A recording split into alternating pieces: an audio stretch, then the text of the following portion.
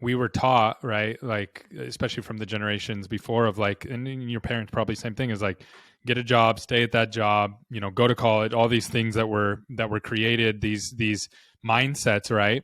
And I found out really early on, it's like, I can't go to college. Like, that's not the environment.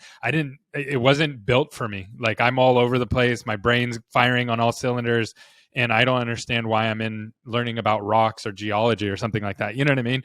And so, there's these mental frameworks that are built, and we feel like we sometimes have to be squeezed into those.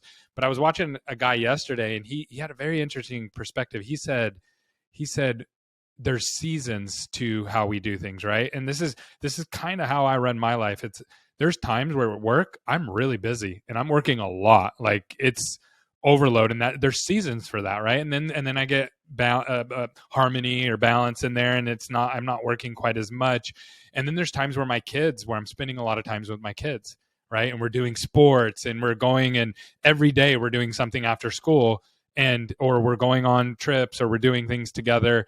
And then there's times where it's, maybe an extended family member needs attention because they're sick, right? And I need to help them. So it's almost like you go through these seasons, and there is never this perfect scale that's like, oh, no, 9 to 5 is work, and then family time is, even though I would love it if it was that way, because it would be really easy, right? Because I could just block schedule it in. But it doesn't seem to ever pan out like that. Is that how you look at it? Is it a seasons that you're moving through, or how do you help people balance that? Yeah, I love the way you're describing that. And I actually love that about you, Gary.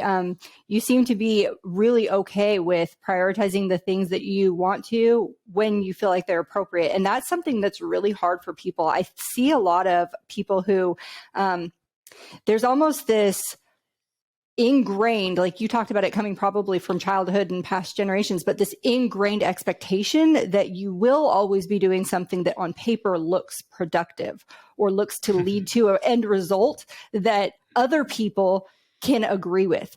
And unfortunately, I think a lot of people looked externally for permission to feel like it's okay to take that vacation or go play sports with the kids.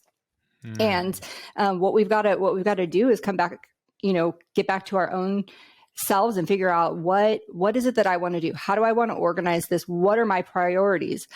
What will make me healthy and happy and successful? And your family's going to be a part of that. And your recreation is going to be a part of that. If your life is not enjoyable and exciting, that is kind of your fault, because you've got to you've got to make time for those things too, because otherwise, what happens is you reach the professional goals that you're working toward, and you're kind of beat up and washed out when you get there, and you still don't feel very good because you're still looking externally. You're like, now is it okay for me to feel okay? Now can I go on that trip? And you've missed out on so many amazing things that could have been happening along the way.